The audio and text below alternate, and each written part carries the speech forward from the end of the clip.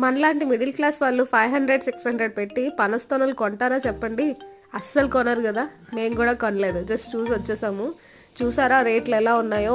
కాయని కట్ చేసి ఇలా పీసుల్లో అమ్ముతున్నారు, అదొక రేట్లో ఉన్నది. తొనలు తీసి లోపల పిక్కలు లేకుండా అమ్మితే అదొక రేట్లో ఉన్నది. ఇవన్నీ ఇండియా, శ్రీలంక, థాయిలాండ్ ఇలా డిఫరెంట్ కంట్రీస్ నుంచి వస్తాయి మేము ఉండే ప్లేసెస్లో అయితే. నాకు ఎంతో ఇష్టమైన ఫ్రూట్ అండి ఇవి. మా ఆయన కొంటానన్నా సరే రేట్ చూసి భయపడి నేనే వద్దంటున్నాను. నెక్స్ట్ వచ్చేసి చీకు సపోటా. మా ఆయన బాక్స్ ఓపెన్ చేసి మరి ఎలా ఉన్నదో, స్మెల్ ఎలా ఉందో, ముగ్గిందా లేదా అని టెస్టులు చేస్తున్నారనమాట. చూశారు, స్మెల్ చూశారు, బాగాలేనట్టున్నది.